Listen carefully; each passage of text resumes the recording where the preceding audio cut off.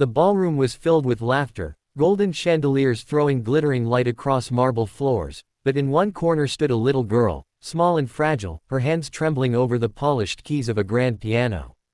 Her clothes were plain, her shoes scuffed, and yet her eyes carried a quiet determination that seemed to pierce through the grandeur around her.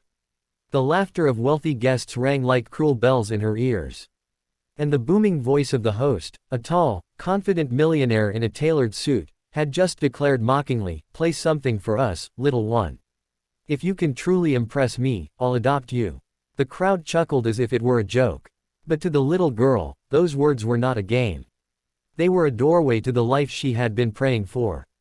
If you believe in kindness, in second chances, and in the power of compassion, then please take a moment to like this video, share it with your friends, and subscribe to Kindness Corner.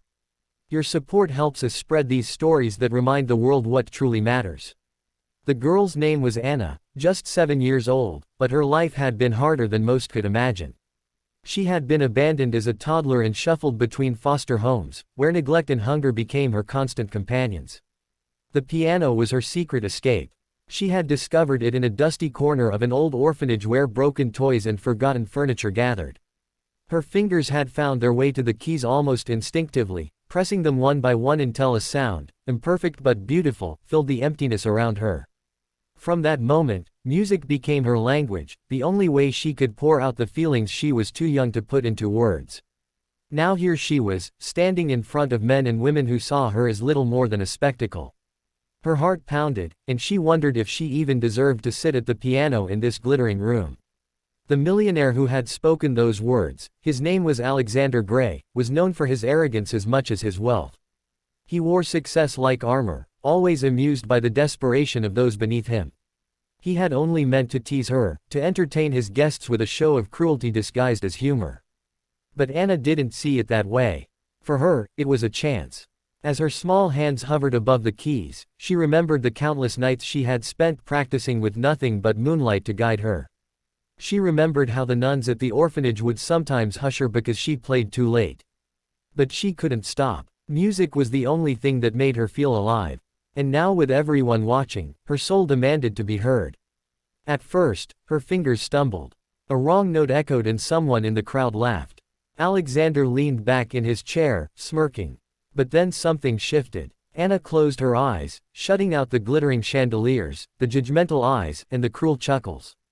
She imagined herself back at the orphanage, alone with the piano, and let her heart lead her. The melody that flowed was not from sheet music or training. It was raw, unfiltered emotion, a song that told of loneliness, longing, and a fragile hope that refused to die. The room began to quiet. The laughter faded, replaced by a hush that spread like a ripple across the crowd. One by one, even the most skeptical guests fell silent as Anna's music wove its spell. Her small body swayed with the notes, her eyes still closed, and the sound that filled the room was unlike anything they had ever heard. It wasn't perfect. There were tiny mistakes, uneven rhythms, but the purity of her heart poured through every key she touched. Alexander's smirk faltered. He leaned forward, his eyes fixed on the little girl who had dared to turn his mocking challenge into something extraordinary. For the first time in years, he felt something stir deep inside him. Something he thought he had buried under wealth, power, and pride. Memories of his own childhood came rushing back, a time when his mother had played the piano for him before she passed away. He had locked those memories away, convincing himself that vulnerability was weakness. But Anna's music broke through the walls he had built. When the final note lingered in the air, the silence in the room was overwhelming.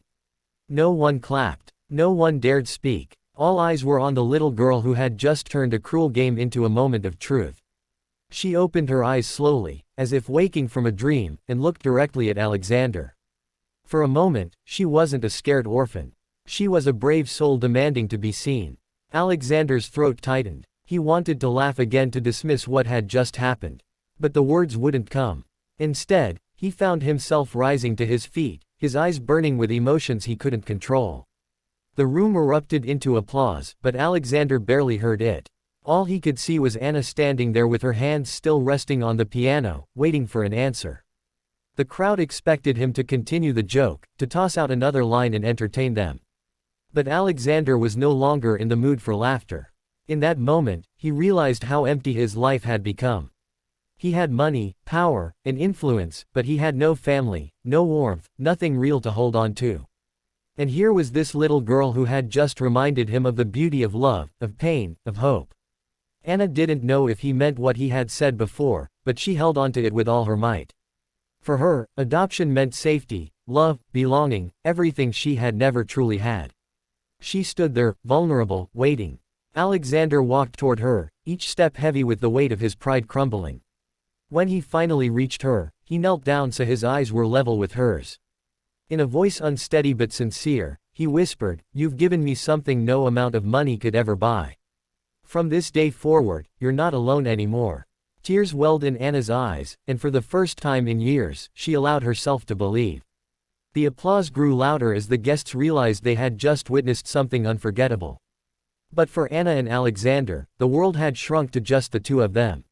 He wrapped his arms around her gently, and she clung to him as if afraid he might disappear. The story didn't end there. Adoption is never simple. It requires time, patience, and commitment.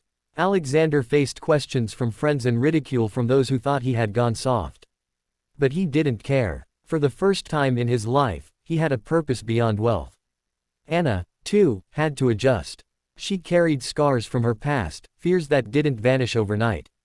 But slowly, with Alexander's unwavering support, she began to heal. The piano remained her sanctuary, but now it was no longer a lonely one.